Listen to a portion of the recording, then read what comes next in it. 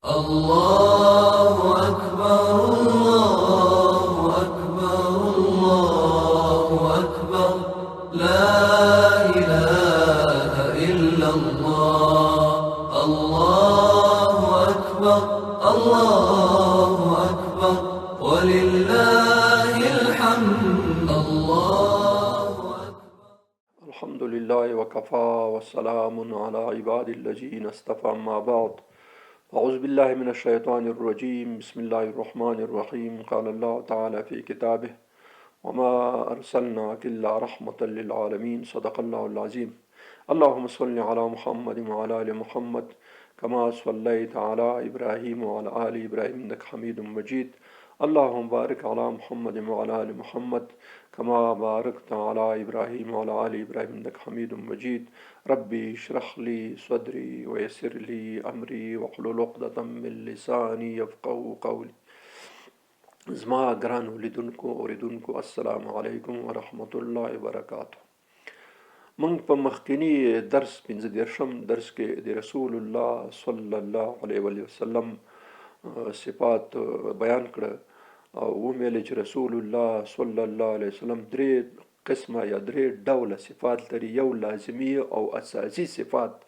چې کوم موږ د سیرت النبی صلی الله علیه وسلم د درسونو په لومړي اول درس کې هغه ته اشاره وکړه چې اوه صفات موږ بیان کړه او به 15 درس کې 13 درس کې موږ د رسول الله صلی الله علیه وسلم هغه صفات بیان کړه چې کوم یو دغه معنوي صفات یا موږ او تاسو معمولا سیرت او اخلاق ورته یا هم تقریبا په تفصیل سره هغه ته اشاره وکړه. په دې درس کې ان شاء الله موږ د رسول الله صلی الله علیه وسلم هغه صفات بیانو چې کوم ظاهري صفات دي د ته ویل کېږي شمائل، یعنی ظاهر کې د رسول الله صلی الله علیه وسلم قیافه او قواره او لاسونه او ویښتان مبارک، سترګې مبارکې او مخ او پې او لاسونه دغه باره کې چې کوم راغلي دي، هغه لباس کې چې کوم راغلی کوم لباس سودا په دې باره کې انشاءالله موږ بیان کوو. دا امام ترمذي رحمت الله علیه په خپل ترمذي کې جامع ترمذي کې هم د شمائل ذکر خو یو مستقل کتاب امام ترمذي رحمت الله علیه لیکلی د شمائل ترمذي په نامه باندې په هغې کې او د دې په ضمن کې موږ د صحیح مسلم، صحیح بخاري او سنن نسائی او د نورو کتابونو هم حدیث را نقل کړي دي او هغه حدیث موږ او تاسو ان شاء الله دلته وړاندې کوو چې موږ او تاسو کم از کم د رسول الله صلی الله علیه وسلم هغه ظاهري معنوي صفات خو مخکې درس کې موږ بیان کړه. په دې درس کې به ان شاء الله موږ هغه صفات بیانو چې کوم یو د رسول الله په ظاهر پورې مربوط دي چې کم از کم موږ ته د رسول الله صلی الله علیه وسلم ظاهري څیره مبارکه هم معلومه شي. ځکه دې کې یو خبره ده، الله عز وجل فرمایي ولکم فی رسول الله اسوة حسنة لمن کان یرجو الله واليوم الاخر. تاسو ته په رسول الله صلی الله علیه وسلم بهترینه نمونه او قدوه ده. که تاسو ظاهر په هغې جوړول غواړئ نو هغه شی جوړ کړئ او باطن هم د هغه په شان جوړ کړئ، نو بیا به څه شي، بیا به تاسو د آخرت او د الله پاک رضا لاسته راوړئ. او بلکې ځینې علماو دا خبره لیکلې چې قل ان کنتم تحبون الله فاتبعوني يحببكم الله. که تاسو د الله پاک عز وجل محبت غواړئ نو بیا د رسول الله صلی الله علیه وسلم په ظاهر او باطن کې متابعت وکړئ نو څه یحببکم الله، نو بیا به الله پاک ستاسو سره دوستي شروع کړي او دوستي به در سره وکړي. نو د که څوک غواړي چې د الله عز وجل محبت حاصل کړي، یو دویمه خبر دا ده کان یرجو الله، او څوک چې غواړي الله پاک رضا حاصل کړي والیوم الاخر او د آخرت کامیابي ترلاسه کړي. درې شیان شو، د الله عز وجل محبت، د الله عز وجل رضا او د الله عز وجل آخرت او جنت حاصلول. د دې لپاره چې پکار دي د رسول الله صلی ظاهر او باطن خپلول پکار دي. نو په دې خاطر باندې موږ باید د رسول الله صلی الله علیه وسلم ظاهري او باطنی دواړه قسمه صفات یاد کړو او چې کله یاد کړو نو هغه باندې ورو عمل سره شروع کړي چې هغه چې څنګه د رسول الله صلی الله علیه وسلم ظاهر او څنګه چې باطن او کڅوک آخرت وړي، کڅوک د رسول الله صلی الله علیه وسلم د الله عز وجل رضا غواړي او څوک د الله عز وجل محبت غواړي، دغه پکار دي. څوک نه غواړي هغه ته ضرور نه دی. نو که څوک غواړي آخرت ور باندې ګران وي، جنت ور باندې ګران وي، د دوزخ نه ځان خلاصول غواړي، نو هغه ته د رسول الله صلی الله علیه وسلم ظاهر او باطن دواړه باید سړی وپېژني او هغه خپل کړي. نو موږ د رسول الله صلی الله علیه وسلم هغه ظاهري شمایل چې کوم یو دي هغه موږ د مختلفو احادیثو کتابونو را نقلو چې ورونه په هغې باندې پوه شي چې کوم ظاهري صفات رسول الله صلی الله علیه وسلم لرل. اولین حدیث چې کوم یو دی موږ یې دلته وړاندې کوو، شمایل ترمذي رحمت الله علیه، امام ترمذي رحمت الله علیه په خپل کتاب الشمائل الترمذي کې دا خبره را د امام حسن رضی الله تعالی عنه نه چې د رسول الله صلی الله علیه وسلم لمسی و، د فاطمه الزهرا سلام الله علیه او د حضرت علی کرم الله مشر زوی و، او د موږ او تاسو امام حسن ډیر مشهور ټول خلک پیژني. نو هغه وایي چې ما غوښتل چې زه د رسول الله صلی الله علیه وسلم ظاهري او باطني صفات یاد کم چې کوم صفات زما نیکه جد مبارک لرل چې هغه زه په خپل ځان کې راولم. امام حسن هم داسې الفاظ استعمال کړي چې دا مې په دې خاطر یادول غوښتل چې زه هغې باندې هغه یاد کم او هغې مطابق زه بیا هغه خویونه او عادات په خپل ځان کې راوړم. نو ما د خپل ماما نه هند بن ابي هاله خدیجة الکبرا رضی الله تعالی عنها چې کله د رسول الله صلی الله علیه وسلم واده لا نه وکړي، د هغې نه مخکې دوه نکاحګانې کړې وه، دوه خاوند یو خاوند وفات شو، بیا د هغې له بل چا سره نکاح وکړله، هغه هم وفات شو، ابي هاله نومېدلو. نو د هغه نه یو زوی پاتې شو د ابي هاله نه چې هغه هند نومېدلو. دا هند د رسول الله صلی الله علیه وسلم پر کټی کېدو د حضرت خدیجة الکبرا رضی الله تعالی عنها زوی و. هند چې و دا د فاطمه الزهرا ناسکه ورور و. نو د امام حسن هغه کېدلو ماما کېدلو. نو دی وایي چې ما د خپل ماما نه پوښتنه وکړه، د هند بن ابي هاله نه مې پوښتنه وکړه چې ما ته د رسول الله صلی الله علیه وسلم صفات بیان کړي، ځکه د ټولو نه زیات به چې چا ښه صفات بیانول هغه هند و، ځکه چې هغه د رسول الله صلی الله علیه وسلم سره پاتې شوی و وړکتوب نه، نو هغه ښه په د رسول الله صلی الله علیه وسلم په ټولو صفاتو باندې ښه پوهېدلو. نو ما ته خپل ماما هند رضی الله تعالی دا وروسته اول وړوکی او بیا وروسته چې کله هغه شو بیا ایمان راوړو په رسول الله صلی الله علیه وسلم په صحابه کرامو کې دی شامل دی. نو ځکه امام حسن وایي چې ما د خپل ماما هند بن ابي هاله نه پوښتنه وکړه چې ماما ما ته د رسول الله صلی الله علیه وسلم صفات بیان کړه. نو هغه راته په دې الفاظو کې صفات بیان کړه. هند رضی الله عنه فرمایل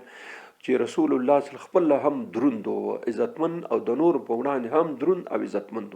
خپل هم ډیر دروند سړی و، عزت والا خاوند سړی و، خو د نورو په وړاندې د نورو په هغه کې هم دروند او مبارک سړی و. د هغه مبارک څېره د 15مې سپوږمۍ په شان ځلېدله. د رسول الله صلی الله علیه وسلم څېره چې وه بلکل لکه 15مې سپوږمۍ ته سړی ګوري دغسې داسې روښانه او ښایسته ښکلې څېره یې لرله. ونه او قد یې لږ شانته لوړ خو د لوړو خلکو څخه ښکته و، یعنې قد یې نه ډېر لوړ و بیخي او نه ډېر ټیټ و، بلکې درمیانه قد یې ان شاء الله وروسته نور حدیث کې هم دا راځي چې رسول الله صلی الله علیه وسلم قد نه ډېر لوړ و نه ډېر ټیټ و، د ټیټو نه لږ لوړ و او د لوړو نه لږ ټیټ و، درمیانه متوسط حالت چې کوم ځای کې فرمایي. سر مبارک په مناسبه اندازه لوی او غټ و، سر یې نه بیخي وړکی و نه ډېر غټ و، بیخي څونه چې مناسب او د تناسب په حساب باندې د سر مبارک غټ و. ویښتانو یې لږ تاو درلودو، یو قسم ویښتان چې بالکل خوی د سړي په دې سر باندې او په هغه باندې راپراتی، یو قسم یې ششق غوندې بیخي تاو شوي، لکه د افریقا کې ځینې خلک ډېر دي چې د ویښتان یې بالکل ګرګوتي، موږ ګرګوتي ورته وایو. د رسول الله صلی الله علیه وسلم ویښتان نه بالکل خوی و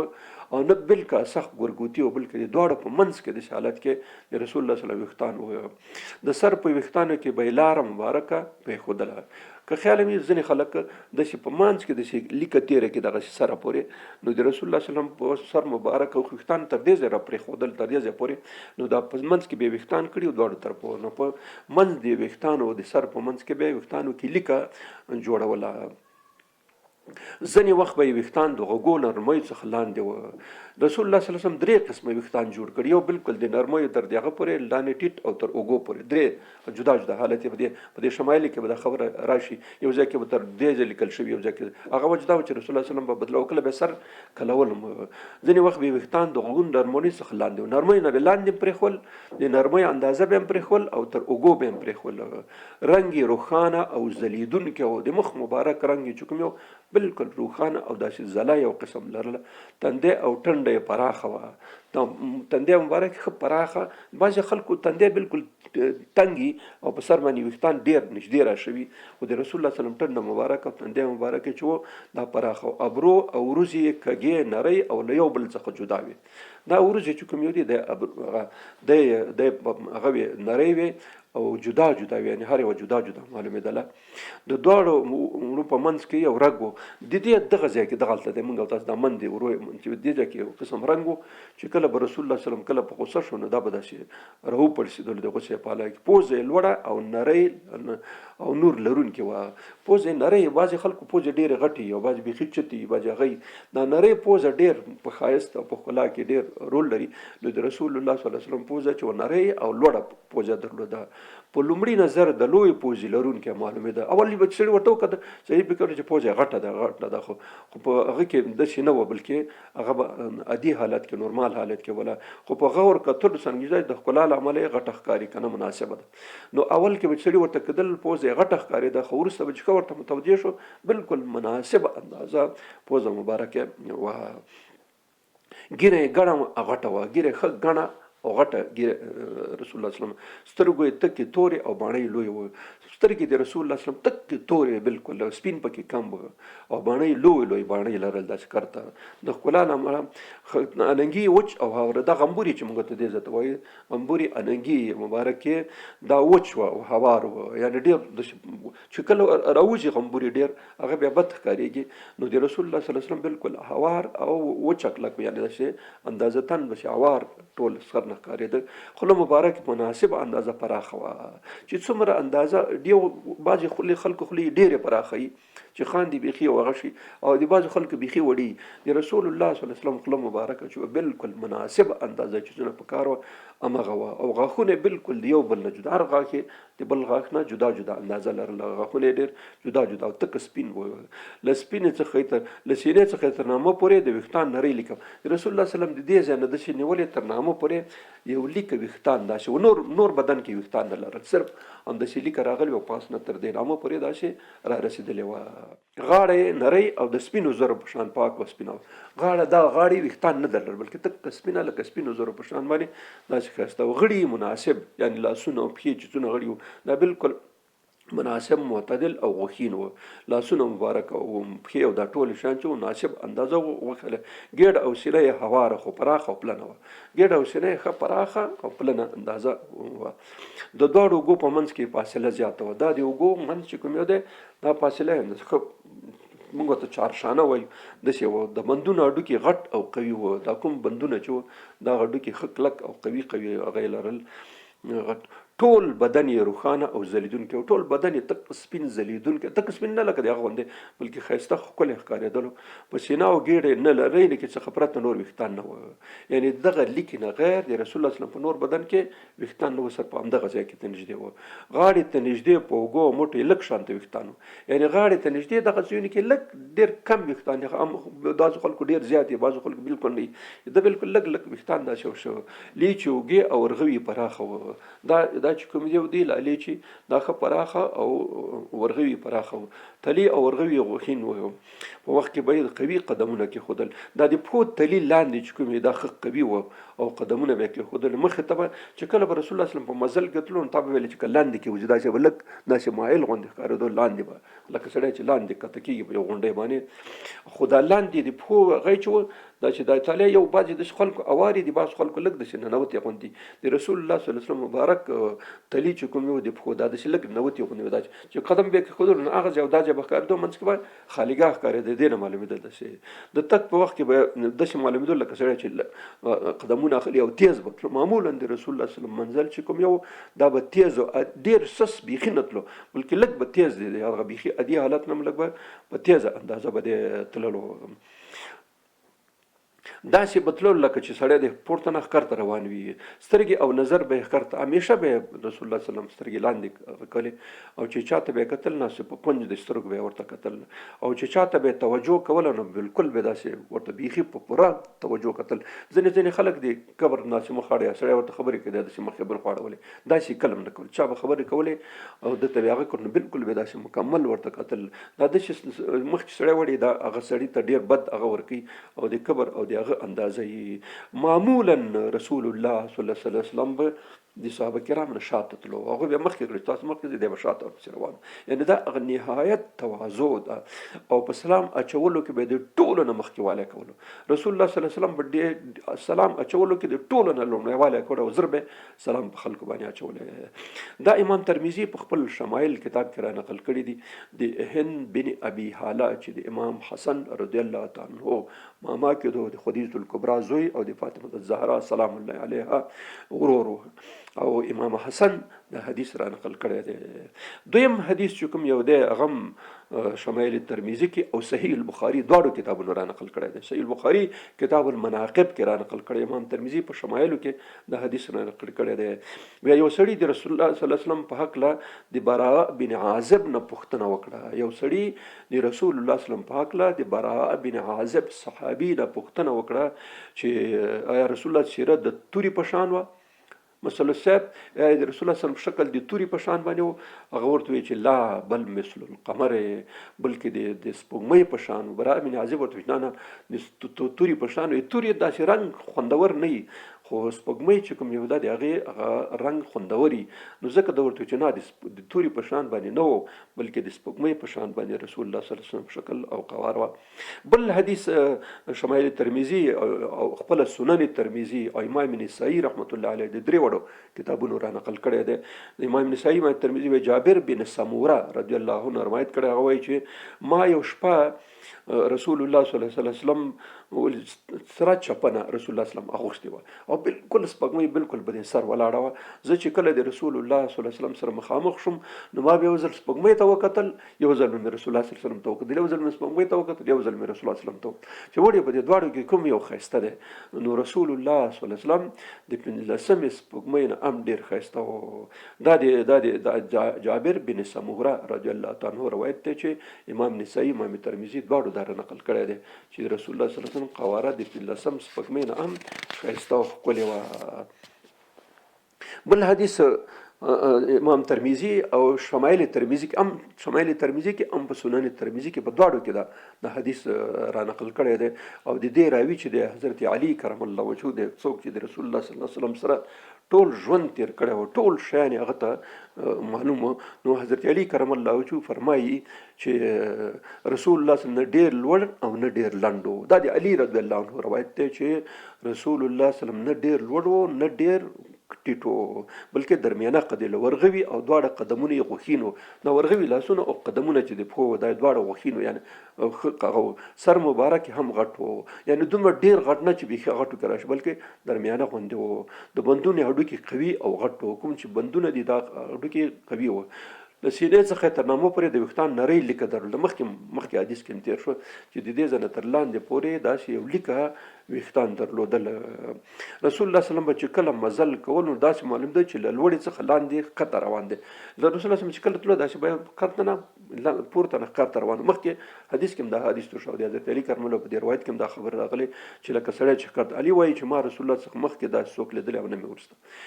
علي کرم الله وجهه فرمایي امیر المؤمنین چې ما د رسول الله صلی الله علیه وسلم په شان باندې نه مخکې څوک لیدلی نه مې وروسته څوک لیدلی. یعنې په ټول انسانانو کې چې ما لیدلی و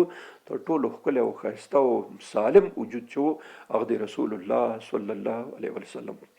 بل حدیث امام مسلم رحمت الله علیه، امام بخاری رحمت الله علیه، امام ترمذي درې واړو دا حدیث را نقل کړی. امام بخاری رحمت الله علیه، امام ترمذي رحمت الله علیه او امام ترمذي رحمت الله درې واړو دا حدیث را نقل کړی دی چې براء بن عازب رضی الله مخکې هغه تیر شو. براء بن عازب وایي چې رسول الله صلی الله علیه وسلم چارشانه و، مربوع ورته مونږ چې غټ د پلن هغه ولري دې ته چارشانه وایو. اوږې پلنې وې، اوږې چې وې پلنې وې، ویښتان یې د غوږونو تر نرمیو پورې اوږده و. ما ویل مخکې چې رسول الله صلی الله علیه وسلم به درې قسمه ویښتان پرېښول. نو په دې وخت کې چې ما ولید رسول الله صلی الله علیه وسلم دا ویښتان تر دې نرمیو د غوږونو پورې را رسېدل، کله به تر دې ځای و کله به لږ لاندې و کله به تر اوږو پورې رسېدل. ما هغه په سرو جامو کې لیدلی. براء بن عازب وایي چې کله رسول الله صلی الله علیه وسلم سرې جامې اغوستې وې نو ما لیدلی و پکې چې د ده د ښکلا په شان ښکلا مې نه و لیدلی. نو په دې سرو جامو کې رسول الله صلی الله علیه وسلم ډېر ښکلی او ډېر ښایسته ښکارېدل. امام بخاري، امام مسلم، امام ترمذي د حدیث د براء بن عازب رضی الله عنه څخه نقل کړی دی. بل حدیث چې مستدرک حاکم او شرح السمه لبغوی طبقات الکبرى ابن سعد او علامه ابن کثیر او علامه ابن هشام د ټولو کتابونو را نقل کړي او موږ دې ته لږ اشاره کړې وه د هغه ته چې کله رسول الله صلی الله علیه وسلم د غار ثور نه ووتو نو د سې شنبې په ورځ خو د سراقه بن مالک سره مخامخ شو د چهار شنبې په ورځ باندې معبد امونږ څه کړو چې په لاره تېرېدل نو هلته یو خیمې مخې ته یو ښځه ناسته وه معبد نومېدله رسول الله صلی الله علیه وسلم چې هلته وزه راولوېشله ټول پرې ماړه شو 2 لګنې یې ډک کړل هغه ښځه معبد نومېږي دې معبد نه د موږ او تاسو د سیرت کتابونو او د حدیثو کتابونو دغه حدیث را نقل کړی دی چې معبد چې رسول الله صلی الله علیه وسلم ولیدو چې کله خاوند ابو معبد خزاعي راغی د مازدیګر چې کله راغی چې ګوري چې لګن ډک دی غټ خنک ډک دی د شودو نه نو تعجب وکړ چې دا د کوم ځای نه شو نو هغې ورته وویل چې ابو معبده ته کښېنه چې زه تا ته د یو چا صفت وکړم چې راغلی و هغه مبارک دوی به د مبارک په نامه همیشه یادولو نو ورته وویل چې ته خو کښېنه چې زه تا ته صفت بیان کړم چې دا څوک و چې دونه شودې هغه کړلې هغه ورته اوس خپله د ابو معبد خبرې دا دي خپل خاوند ته وایي ای ابو معبده ډېر ښکلی او باوقاره انسان و ډېر ښکلی او باوقاره انسان و ځلیدونکی مخ او غوره اخلاق یې درلودل مخ یې داسې ځلا او لرل بهترین اخلاق و نه پلن و او نه اندامونه غیر مناسب و داسې هم پلن نه و چې ډېر کواکه ښکارېږي بلکې هر څه مناسب و ډېر ښکلی او برابر و زړه راښکونکی سر او مخ کې لیدلو چې مخ او سر ته به دې کتل بلکل یې سړي زړه به یې راکش کولو تورې سترګې لرلې لوړ اواز اوږده غاړه ګڼه ږیره اوږده باڼه نښتې نرۍ وریځې او اوږده تور ویښتان یې درلودل دا د معبد خبرې دي چې خپل خاوند ته وایي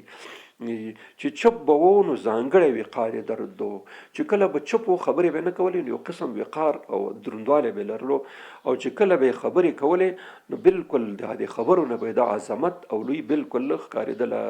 له لرې نه ډېر باهیبته ښکارېدو دروند ښکارېدلو خو چې کله به نږدې ورسره ناست وي نو ډېر خوږه ژبه یې درلودله لرې نه داسې باوقار او باهیبته انسان و خو چې نږدې به ورسره کېناستو نو داسې خوږې خبرې به یې کولې خبرې لنډې او زړه راښکونکې وې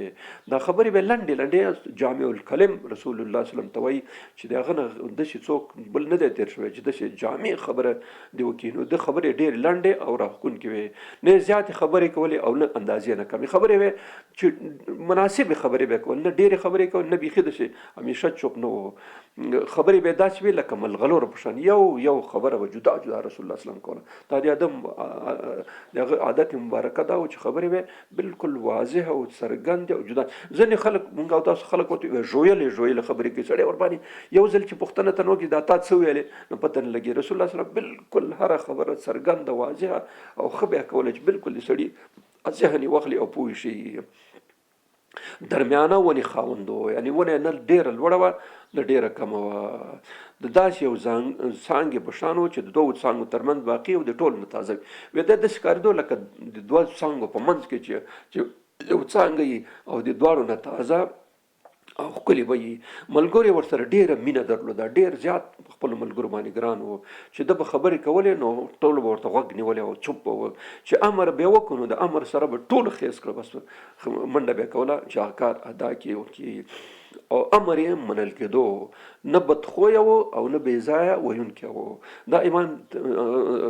هغه را نقل کړي طبقات الکبرى ابن سعد امام حاکم امام ابن کثیر علامه ابن هشام دا ټول دا راخستي دي دې نه غیر بل روایت چې امام ترمذي په خپل جامع ترمذي کې سنن ترمذي کې روایت را نقل کړی دی د حضرت علی کرم الله وجهه د رسول الله صلی الله علیه وسلم صفات بیانوي چې رسول الله صلی الله علیه وسلم د کومو صفاتو درلودونکی و د حضرت علی کرم الله وجهه نه ډېر بې اندازې لوړ او نه ډېر ټیټ و حضرت علی امیر المؤمنین رضی الله تعالی عنه فرمایي چې رسول الله صلی الله علیه وسلم نه ډېر ټیټ او نه ډېر لوړ او نه ډېر ټیټ بلکې مناسب اندازه و درمیانه ښکلې ونه یې درلودله درمیانه ونه مناسب بدن یې درلود څونه مناسب چې نه ډېر بد ښکارېږي ډېر نری او کمزوری او نه ډېر غټي ویښتان یې نه ډېر نرم او نه ډېر تاو مخکې مونږ ویلی چې نه ډېر بې خوی او نه ډېر ګرګوتي غوندې بلکې درمیانه هغه یې لرلو مخ مبارک یې روښانه او ځلیدونکی و ګرد او سور رنګ رنګ د رسول الله صلی الله علیه وسلم خپل رنګ مبارک چې کوم یو دا سوروالی تمایل سپین سوروالی لري، تک سپین چې دام به ښکارېږي، تک سور چې دام به ښکارېږي، نه چې دا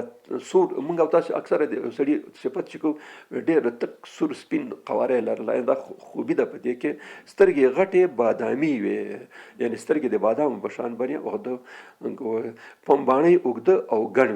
باڼه مبارک چې کوم یو دا ګرد اوږې پلنې له ټټر نه تر پورې نري ویښتان و، اوږې مبارکې ښې پلنې وې، داسې چارشانه چې موږ او تاسو ورته وایو، او دا یو دغسې د ګېډې سره داسې یو نری ویښتان و، نور بدن یې ویښتان زیات نه درلود، صرف د غاړې ملکه مخکې حدیث کې تېر شو دې ځای کې و، نورو ځای کې د لاسونو او پښو ګوتې یې غوښینې وې، یعنې غټې غټې ګوتې د لاسو د پښو وې، د تګ په وخت کې به د مخې لور ته مایل و، تا ویل چې لاندې کې وځي، دا حدیث بار بار تکرار شو، رسول الله صلی الله علیه وسلم چې کله حرکت کې روان به و داسې به ښکارېدو لکه سړی چې دی د پاسه نه لاندې، لکه دا پاسه چې وځي سړی داسې لږ هغه ښکارېږي، نو په دې خاطر به دی داسې ښکارېدو لکه سړی چې لاندې ته روانېږي. د ټول د دواړو اوږو ترمنځ د نبوت مهر و، د رسول الله صلی الله علیه وسلم مهر نبوت په دې شا کې د دواړو اوږو ترمنځ دلته مهر نبوت و، د ټولو نه زیات مهربانه و او ډېر زیات حوصلې او صبر خاوند و، چا به چې ورسره ژوند تېر کړو تعارف دی ورسره حاصل شو نو ډېر زیات به ورباندې ګران دی، ډېر زیات هغه به یې کولو او د هغه صفت به همیشه کولو، ویل د ده په شان ما نه مخکې څوک لیدلی او د ده نه مې وروسته هم څوک نه دی لیدلی، داسې یو عظیم شخصیت و. دویم شی چې دی د رسول الله صلی الله علیه وسلم مبارک رنګ مبارک کوم یو حدیث را نقل شوی دی چې د رسول الله صلی الله علیه وسلم رنګ مبارک څه قسم و. نو امام بخاري په کتاب المناقب کې د انس بن مالک روایت را نقل کړی چې انس بن مالک وایي چې لکان ربعته من قول لیس بالطویل ولا بالقصیر، دی وایي چې رسول الله صلی الله علیه وسلم چارشانه و، نه ډېر اوږد و او نه ډېر لنډ و، ازهر اللون د ګل په شان باندې رنګ لرلو، بیا د امحق ولا ادمین، نه ډېر غنم رنګ و او نه ډېر څه و، نه ډېر تک سپین و. یو سړی چې ډېر تک سپین یې هم بد ښکارېږي، یو سړی چې ډېر تور هم بد ښکاري، دا غنم رنګ او سپینوالی سپین سور غنم رنګ یې دغې ته مایل دغسې رنګ لر، دا نه بهترین رنګ دی. دا حدیث امام بخاري رحمت الله علیه په کتاب المناقب کې صحیح البخاري کې را نقل کړی دی. بل صحیح مسلم امام مسلم رحمت الله علیه د ابي طفیل رضی الله عنه روایت را نقل کړی دی چې کان ابیض ملیح الوجه، د رسول الله صلی الله علیه وسلم مخ مبارک چې سپین نمکین غوندې یعنې مالګین غوندې، یو سړی داسې چې بې نمکه، دا سړی بې نمکه رنګ بې نمکه غوندې ښکارېږي، نو د رسول الله صلی الله علیه وسلم دا مخ مبارک چې سپین مالګین غوندې، یعنې داسې چې سړي ته ښایست او ښکلا پکې ښکارېدله. دریم شی د رسول الله صلی الله علیه وسلم ویښتان مبارک څه قسم ته و، مخکې هم دا خبره تېره شوله چې رسول الله صلی الله علیه وسلم مبارک ویښتان چې و نه بیخي ګرګوتي هغه غوندې و تاو شوي افریقایان غوندې، نه د بعضو خلکو نه بالکل خوی نه و چې داسې را روانې، بلکې دا داسې نیمه خوی نیمه غږ داسې ښایسته غوندې ویښتان یې لرل. نو امام ترمذي رحمت الله علیه او امام مسلم رحمت الله علیه کوم هغه را نقل کړی، دواړو امام ترمذي امام مسلم دواړو دا حدیث را نقل کړی چې انس رضی الله عنه فرمایي چې ان شاعر رسول کان الی انصاف اذنیه، د رسول الله صلی الله علیه وسلم د ویښتانو اندازه چې و تر نرمیو پورې و، دې ځای پورې ما ویلې چې 3 قسمه ویښتان رسول الله صلی الله علیه وسلم پرې کول، تر نرمیو پورې، نرمیو نه لاندې او تر اوږو پورې. نو دا روایت چې کوم راغلی مسلم چې د انس نه را نقل نو هغه په داسې وخت کې رسول الله صلی الله علیه وسلم روایت کړی چې دا د نرمیو سره برابر و. دویم حدیث چې کوم یو دی دا صحیح البخاري او امام ترمذي دا راغلی، هغه امام مسلم او امام ترمذي راغلی، دا امام مسلم او امام بخاري او امام ترمذي د حدیث را نقل کړی دی د قتاده نه چې د انس نه ما پوښتنه وکړله. قتاده وایي چې ما د انس نه پوښتنه وکړله ځکه انس د رسول الله صلی الله علیه وسلم خادم، کیف کان شعر رسول الله صلی الله علیه وسلم، چې د رسول الله صلی الله علیه وسلم ویښتان مبارک څه قسم ته و، ته راته تعریف کړه. قال وی ویلې لم یکن بجعد ولا بالسبت، نه ګرګوتي و بیخي او نه بالکل خوی اوار، کان یبلغ شعره شحمة اذنیه، د ده ویښتان مبارک به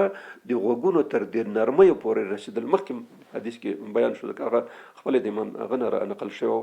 دریم شی چې کوم یو دریم حدیث دی هغه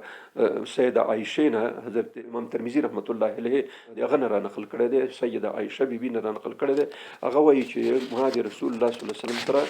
یو ځای غسل یو لوښي نه کول. دلته د اوبو مشکلاتو نو یو لوښی غټ هغه به په هغې کې به رسول الله صلی الله علیه وسلم ما دواړو د یو لوښي نه غسل کولو. نو هلته څه شیان ولیدل د رسول الله صلی الله علیه وسلم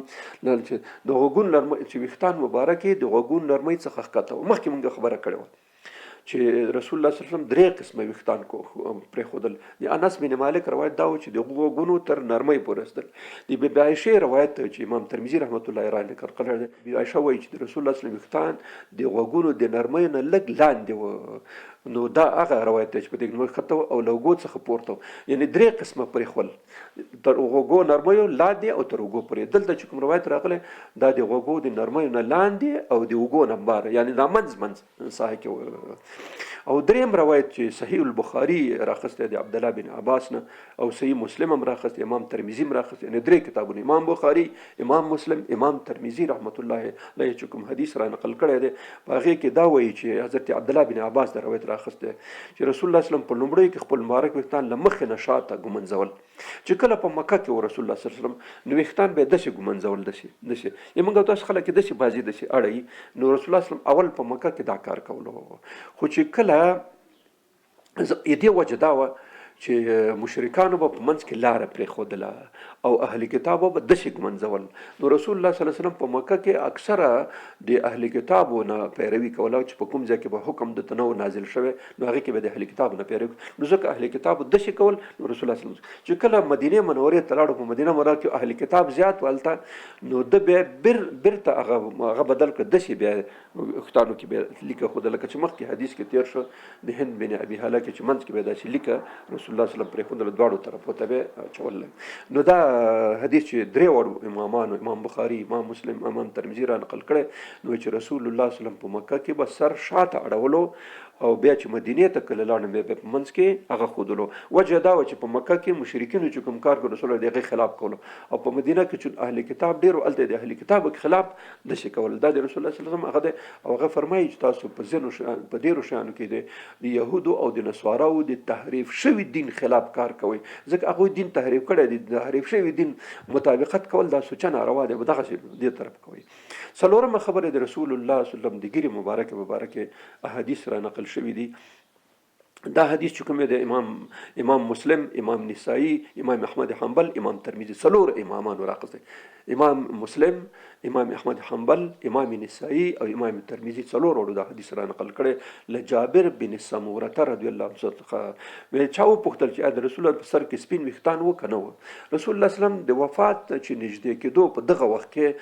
دا خبره راغلې ده چې هغه سموره ورته یوازې په تندي کې څو ویښتان و، یعنې څو سپین ویښتان یې صرف په تندي کې و، خو هغه هم چې رسول الله صلی الله علیه وسلم تیل ډېر کول نو نه به ښکارېده. دا خو د سر په باره کې صرف راغلی، د سر په ویښتانو کې صرف یو څو ویښتان ویلې سپین شوي و، نور نه و سپین شوي. هغه هم چې رسول الله صلی الله علیه وسلم چې هغه استعمالول تیل په دې خاطر هغه هم نه معلومه ده چې سپینوالی څوک معلوم کړي. دا حدیث راغلی. دویم حدیث د حضرت انس رضی الله تعالی عنه را نقل شوی دی.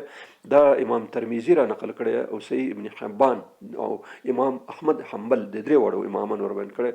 امام ترمذي، امام حبان، امام مسلم امام احمد رحمت الله علیه دې د حدیث را نخسته د انس بن مالک رضی الله عنه چې انس فرمایي چې ما د رسول الله په سر او ګیره مبارک د 1400 سپینو ویښتانو څخه زیات نه دي شمېرلي.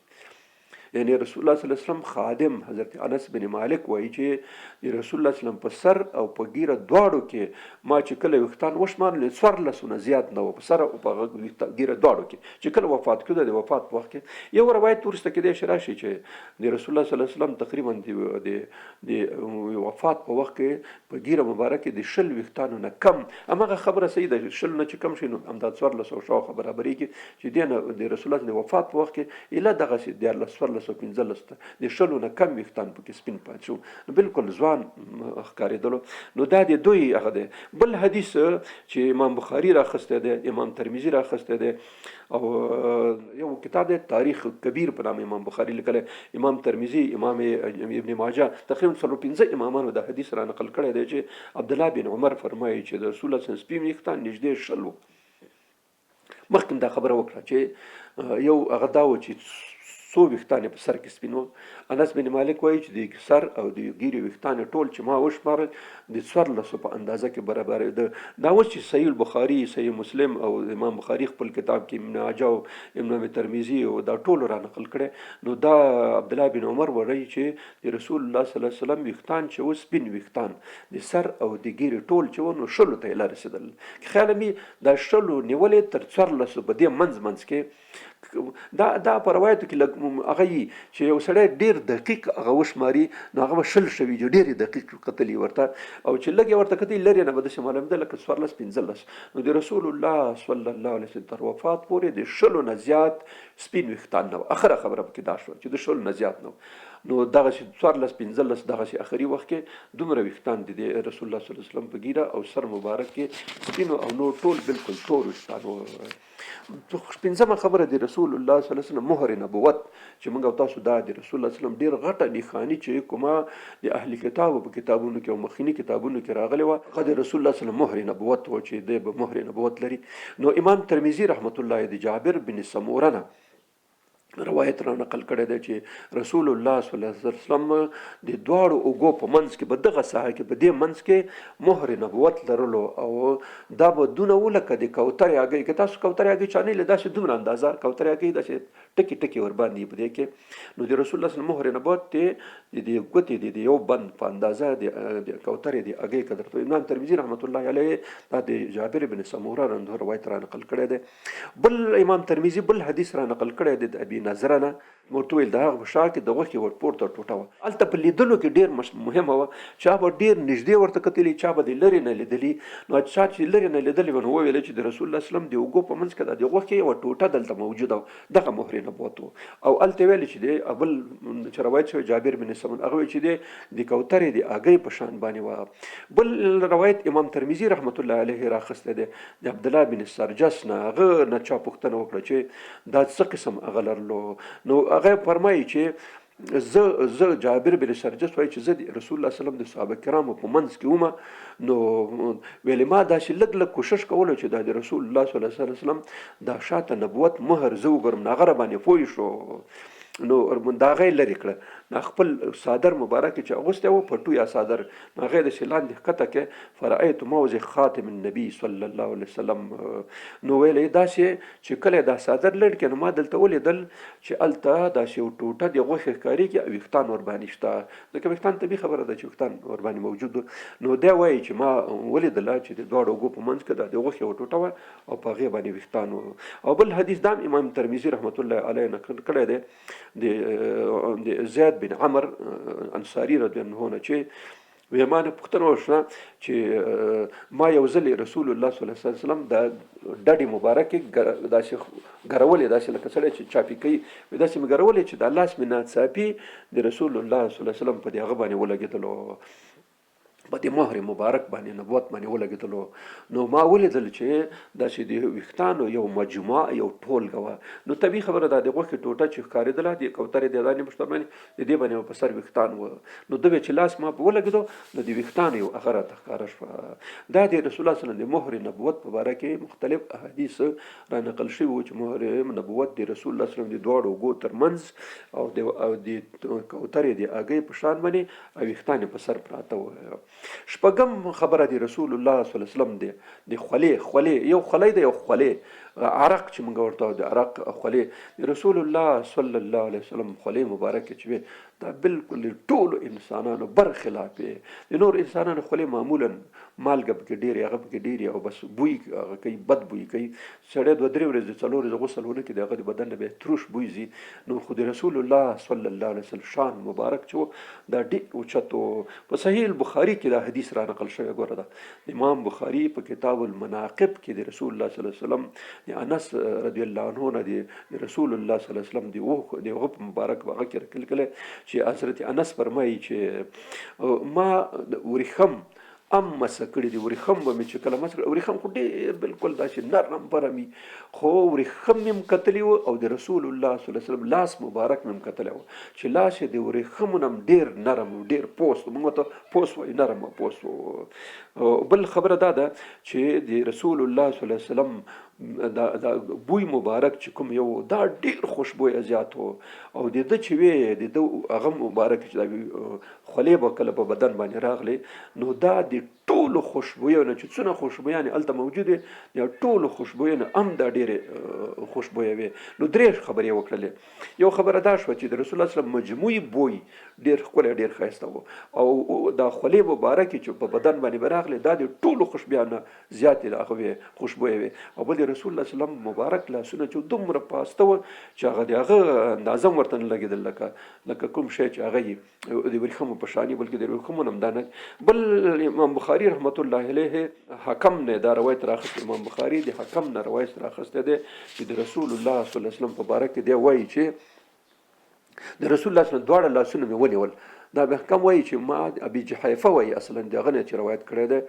دی وایي چې ما د رسول الله صلی الله علیه وسلم دواړه لاسونه مبارک داسې ونیول او په خپل مخ مې دا دواړه لاسونه داسې راکېښودل دي ډېر د هغه د لاسه مینې او محبت په خاطر باندې. خو قسم په خدای چې ما کله لاسونه د رسول الله صلی الله علیه وسلم د لاسونه په خپل مخ کېښودل نو د یخ نه د واورې نه هم ډېر یخ او د لاسونه مبارکې د مشکو د عنبرو نه هم ډېر خوشبویه و. یعنی ټول بدن نه چې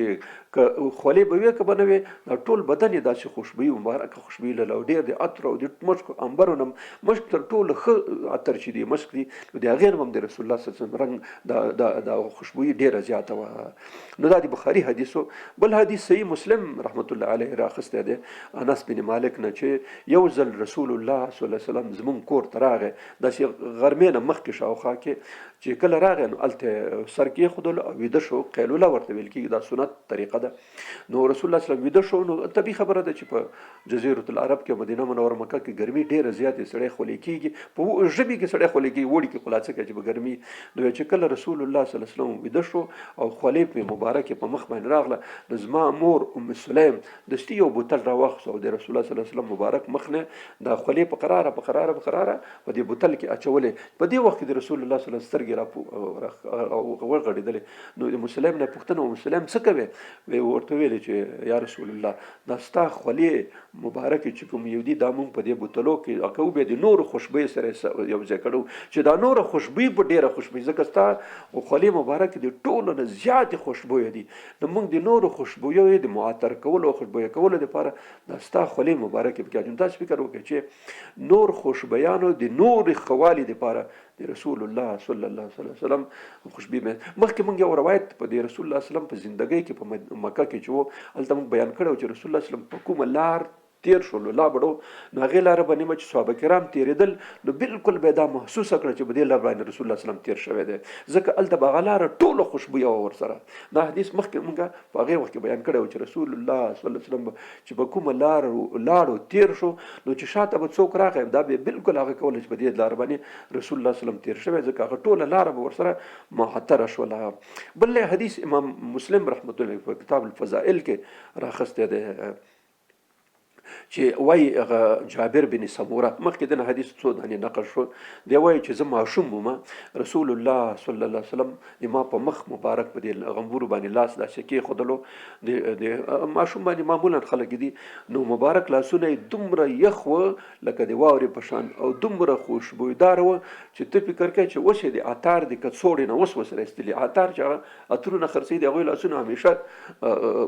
معطر یا خوشبویي. نو ما ویلې چې کله د رسول الله صلی الله علیه وسلم دا زما په مخ باندې دا لاسونه کېښود یو خوا نه خو دا و چې یخ وه د واورې په شان باندې او دویمه دا وه چې داسې خوشبویي لرل لکه نه وي چې سړي د عطار د کڅوړې نه رسېدلي. دا طبیعي رسول الله صلی الله علیه وسلم الله پاک دا خوشبویي ایښې وه ځکه دا د الله پاک نماینده او رسول د ټولو مخلوقات او کائناتو سردار او لوړ شخصیت او د عظمت خاوند و الله پاک داسې یو هغه ورکړی. اومه خبره د رسول الله صلی الله علیه وسلم مبارک لباس او جامې وې چې رسول الله صلی الله علیه وسلم کوم قسم لباس خوښېدلو کوم لباس یې هغه کولو. امام ابو داود رحمت الله امام ترمذي رحمت الله علیه دواړو د حدیث را نقل کړی دی ام سلمه د رسول الله صلی الله علیه وسلم بیبي وه دینه حدیث را نقل کړی دی رسول الله صلی الله علیه وسلم مبارک چې په لباس کې ټول زیات لباس چې خوښولو کمیس به خوښول یعنی یو پکې یعنی په جامو کې کمیس ډېر خوښېدو چې کمیس سړی واغوندي ځکه کمیس د انسان بدن ټول راټولوي نو دا حدیث چې امام ابو داود امام ترمذي دواړو نقل کړی دویم حدیث صحیح البخاري په کتاب اللباس کې امام بخاري په خپل صحیح البخاري کې په کتاب اللباس کې دا حدیث را نقل کړی دی د انس بن مالک رضی الله عنه چې رسول الله صلی الله علیه وسلم چې کوم یو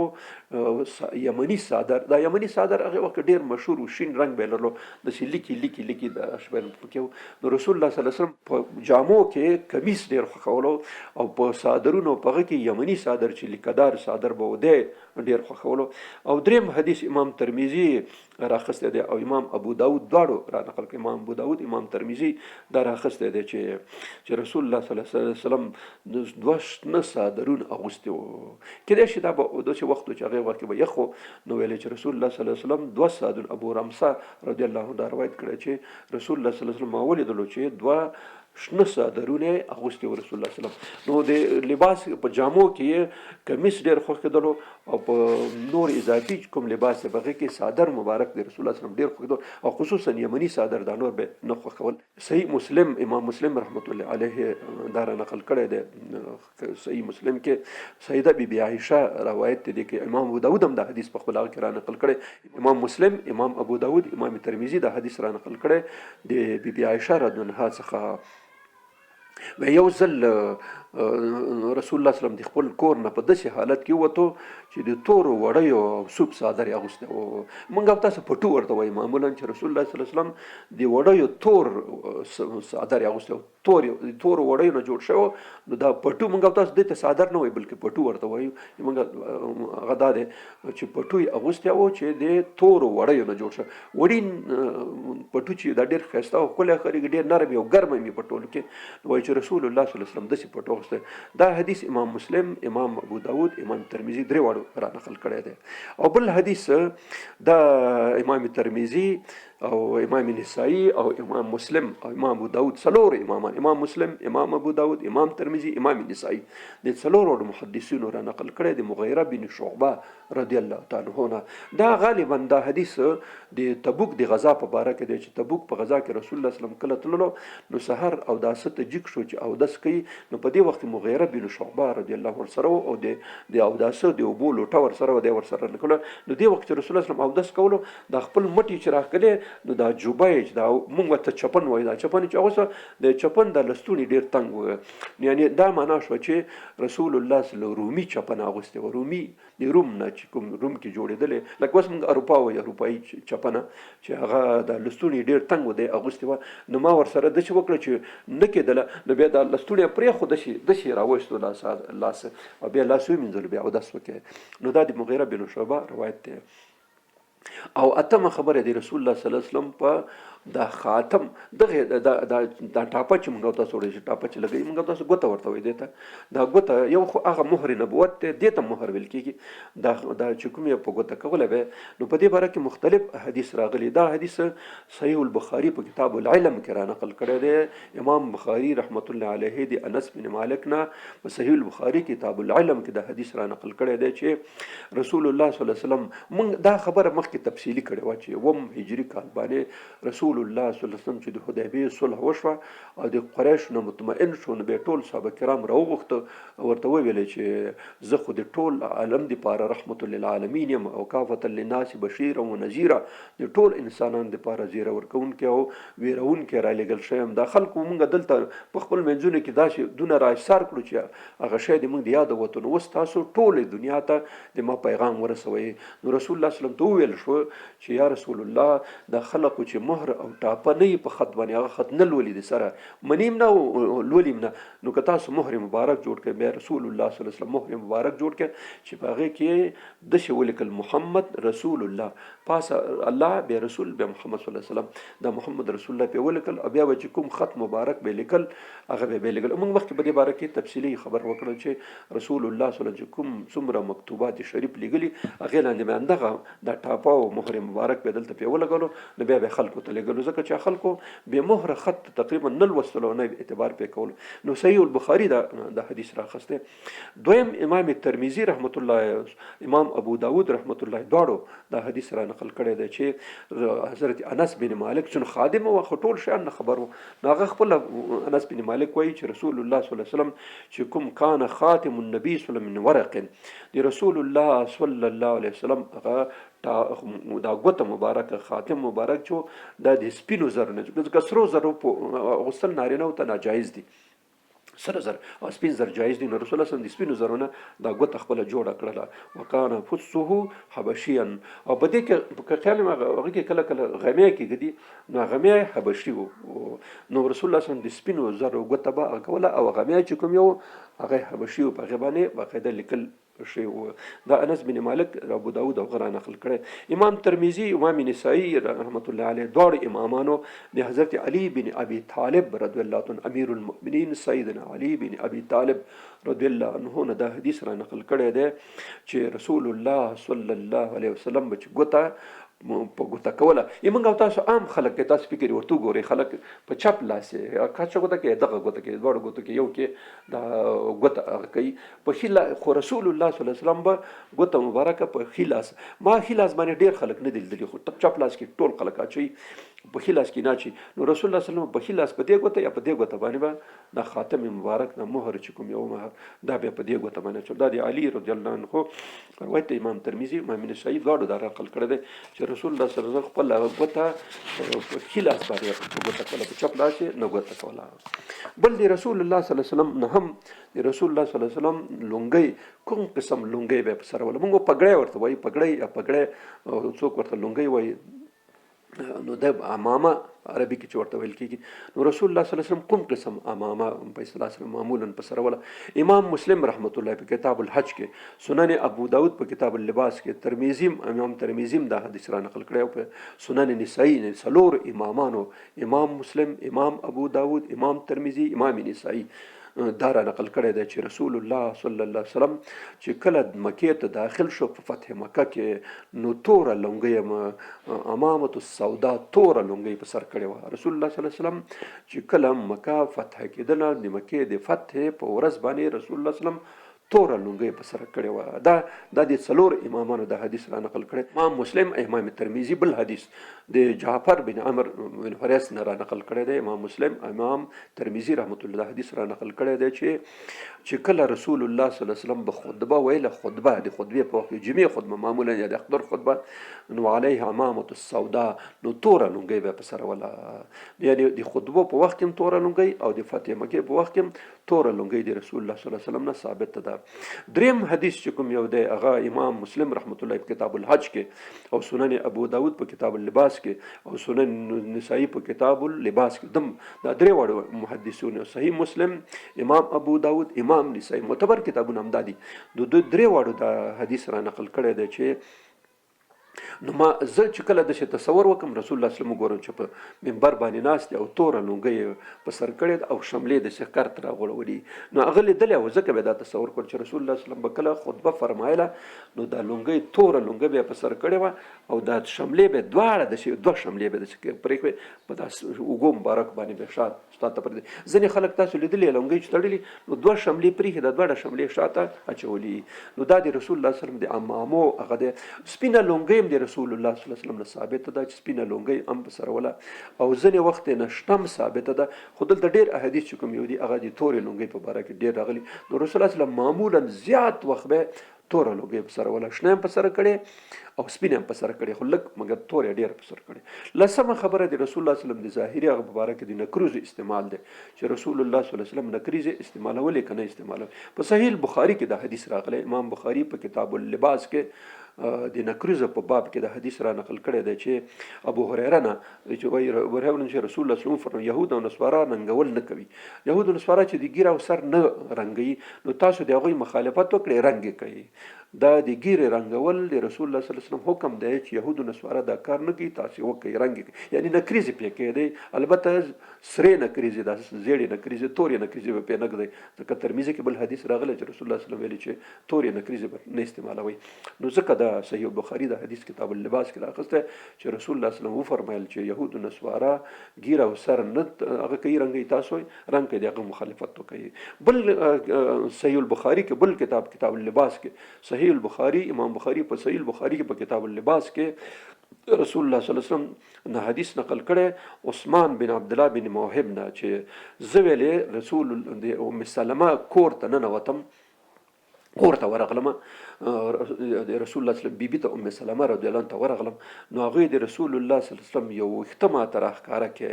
چې هغه شوی او نکري زبانه کړو. نو رسول الله صلی الله علیه وسلم مخکې که خیال مې موږ حجۃ الوداع کې دا خبره وکړه چې امام بخاری امام مسلم مختلف امامانو دا حدیث را نقل کړي چې رسول الله صلی الله علیه وسلم چې کله سر مبارک په حجۃ الوداع کې کل کې نو خي طرف او اول بیت چپ طرف به په خلکو باندې ویشل، خصوصا ام سلم او طلحه او نور صحابه کرامو ته دا غور کړ. نو ام سلمہ رضی الله عنها چې کوم هغه ما تراويستلو دا تابع ده، هغه چې کله ما پښتنه ته نو هغه یو وختراته دی رسول الله صلی الله علیه وسلم مون خلک معمولا موي مبارک ورته وي د چې راوستلو نه په نکری زبانه نکری شوی و چې د رسول الله صلی الله علیه وسلم دې ته پاتې و، یا کې دې چې د سر مبارک وي دی به یا به د ګیري مبارک خو وخته نکری شوی دین ثابت شو چې دا نکری رسول الله صلی الله علیه وسلم استعمالولې.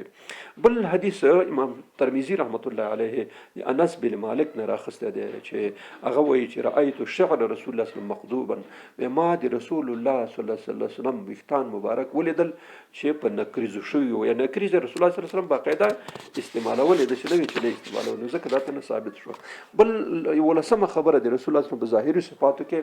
د رنجو استعمالول دي چې رسول الله صلی الله علیه وسلم رنجو معمولا استعمالول.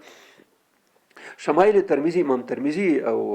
په هغه کې خپل کتاب ام سنن ترمذی کې ام په شمایل ترمذی کې په دواړو کې د حدیث را نقل کړی دی عبد الله بن عباس رضی الله عنه چې رسول الله صلی الله علیه وسلم فرمایل تاسو اسمد رانجه په سترګو کې اچوي. اسمد خاص رانجه دی په مدینه منوره په مکه معظمه کې دا اوس پیدا کیږي، دا اسمد رانجه وې دا تاسو استعمالوي، دا اسمد چې کوم یو دی دا رانجه چې کوم یو دی دا ځکه استعمالوي چې دا ام د دید زیاتې د سترګو دید زیاتې او هم باڼه راشنه کوي، نه باڼه قوي کوي. دا راغلي ابن عباس وایي چې ما ولیدل چې د رسول الله صلی الله علیه وسلم یو کڅوړه، موږ ته کڅوړه وایو رانجدانی ورته څوک ویل کی دا سرمدانی په فارسی کې سرمدانی ورته ویل کېږي. نو کڅوړه دا رسول الله صلی الله علیه وسلم یو کڅوړه لرله، دې کڅوړه کې به دا اسمد رانجه اچولې و. نو شپې به څه کول رسول الله صلی الله علیه وسلم د خوب نه مخکې به په ښي سترګه کې درې اول په ښي سترګه کې درې هغه وهل، بیا به په چپه سترګه کې درې سلایي وهل. نو دا سنت مسنونه طریقه ده چې د خوب نه مخکې به سړی که رانجه کوي نو درې د رسول الله صلی الله علیه وسلم هغه خو که کوي بیا به طاق یو او یو کوي، نو بیا به درې په یو کې به درې کې یا یو په دواړو کې، نو طاق به یو د درې د رسول الله صلی الله علیه وسلم نه په دې حدیث کې ثابت شوی چې رسول الله صلی الله علیه وسلم به د شپې چې کله ویده کېدو د ویده کېدو نه مخکې به درې سلایان په خپلو دواړو سترګو کې اچول، اول په ښي کې بیا په چپه کې. دا مسنونه طریقه ده، سړی بیا اول په ښي کې اچوي بیا به په چپه کې اچوي. بل حدیث امام ترمذی رحمت الله علیه دا هم راخستی دی په د رنجو په باب کې چې ابن عباس ورته وایي چې رسول الله صلی الله علیه وسلم مخکې درې سلایان مخکې مونږ ویل دا کول، بیا د به کڅوړه لرله په دې کڅوړه کې به سلایي پروت او درې سلایان هغه مخکې حدیث او دا تکرار دواړه راغلي دي. نو دا رسول الله صلی الله علیه وسلم د رنجو د استعمال خبره وه. پنځمه خبره د رسول الله صلی الله علیه وسلم لونګ و. دولسمه خبره چې رسول الله صلی الله علیه وسلم ظاهري هغه کې هغه وخت کې د معمولا چې موږ ورته ایزار یا پرتوګ وایي دا الته عادت نه و د خلکو، بلکې ډیرو خلکو دغه لونګ اچولو. صحیح مسلم امام مسلم رحمت الله علیه په خپل کتاب کې او سنن ابو داود امام ابو داود امام مسلم دواړو د حضرت بریده رضی الله عنه یو ابي برده رضی الله عنه یو حدیث را نقل کړی دی چې سید بیبي عائشه مونږ ته یو هغه راوستو، یو لونګ راوستو چې پیوند شوی و، پیوندونه لونګ چې رسول الله صلی الله علیه وسلم معمولا اغوستلو نو هغه موږ ته یو وخت کې راوایستلو او راته ښکاره کړه چې هغې کې پیوندونه کېدل نو راته وفرمیل حضرت عایشې وفرمیل چې په دې کې رسول الله صلی الله علیه وسلم وفات شوی دا لونګ او دا څادر چې موږ ته راوایستو دې کې پیوندونه وو موږ ته بیبي عایشې ویلې رضی الله عنها چې رسول الله صلی الله علیه وسلم په دغه جامو کې چې کله وفات کېدو نو دغه جامه وه لونګ او څادر یوې څادر وو او یوې لونګ وو دا رسول الله صلی الله علیه وسلم معمولا په ژوند کې لونګ اغوستلو او پرتوک خوښولو خو پرتوک هلته عام عادت نه و نو ځکه هغه به معمولا نه اغوستلو نو دا حدیث دی. دویم حدیث امام ترمذي رحمت الله علیه دا نقل کړی دی په شمایل ترمذي کې د ایاس بن سلمه بن اقوع یو مشهور صحابي دی د نه را نقل کړی د حضرت سلمه بن اقوع مشهور صحابي دی د نه دا حدیث را نقل کړی دی ساقي وكان عثمان بن عفان يأتجر إلى إنصاف ساقيه هكذا كانت إزارة صاحبي يعني نبي صلى الله عليه وسلم ورسول الله صلى الله عليه وسلم بچه د خپل لونګ تړلو نو د خنګر نه په پورته بدل تک تړلو حضرت عثمان غنی رضی الله تعالی عنہ د خپل لونګ به چې تړلو نو معمولا به د خنګر نه پورته او د غنه زنګونو نه بخرته د منځ کې بداسه جګ به تړلو او اندشه رسول الله صلی الله علیه وسلم ام کول یعنی رسول الله صلی الله علیه وسلم عادت مبارکه دا و چې د لونګ به بالکل د خنګرو نه لاندې نه و. په دې باره کې د صحیح بخاري حدیث دا دی چې الله عز وجل څو کسانو ته نه ګوري یو پکې دا دی چې د خپل پرتوګ او د خپل لونګ د هغه نه خنګرو نه لاندې کړي نو ځکه رسول الله صلی الله علیه وسلم او صحابه کرامو به ټول د خنګرو نه پاس دغه منځ کې بدلته به خپل لونګونه تړل نو حضرت عثمان به داسې کول وجه دا و چې رسول الله صلی الله علیه وسلم به لونګ په دغه اندازه کې تړلو. نو بل حدیث امام ترمذي امام ابو داود دواړو نه نقل حذیفه بن یمان صاحب سر رسول الله صلی الله علیه وسلم حدیث را نقل شوی دی ما د سه لونګ اغوسته دی وایي چې